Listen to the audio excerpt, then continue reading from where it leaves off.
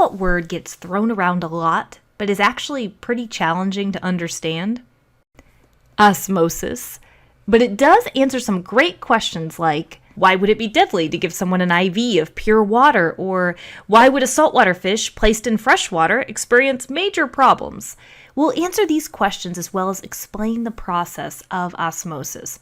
Now, first understand that osmosis is the movement of water, and that really is a type of diffusion.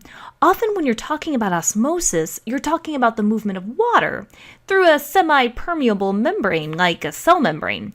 A cell membrane has openings small enough for water molecules to pass, but it will not allow larger things like salt molecules to freely pass, at least not without assistance. Osmosis is a type of passive transport, meaning that it doesn't require energy.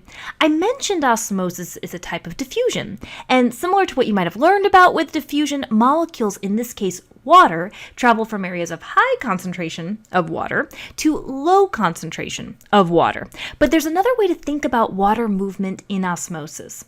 A low water concentration likely means there are a lot of solutes. Solutes are substances like salt or sugar that can be dissolved within a solvent, like water.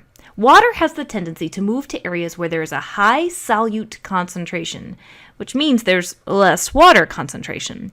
So if you want to easily figure out where the water will travel, look to the side where there is a greater solute concentration. So let's imagine you have a box with a semi-permeable membrane in the center.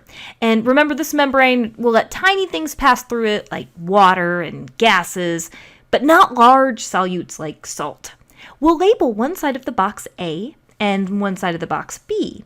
If you had pure water on both sides of the box, those water molecules, they're moving. Water molecules, they like to move. But the net movement of water on the two sides is zero, meaning the overall change in direction of movement is zero. Now let's imagine on side B, you dump a huge amount of salt there. Salt molecules are too large to pass through this membrane. So which direction will the water move towards? A or B? The answer is B. This area has a high solute concentration, and remember, water moves to areas of higher solute concentration. You can almost think of the water as trying to equalize the concentrations, diluting side B. Once equilibrium is reached, the net movement of water on the two sides will be zero, but remember that water still likes to move, and movement still occurs. Here's some vocabulary to know. We call side B hypertonic. You know that prefix hyper when you think of a hyper person? Well, that helps me think of a high amount of something. For a hyper person, it might be caffeine.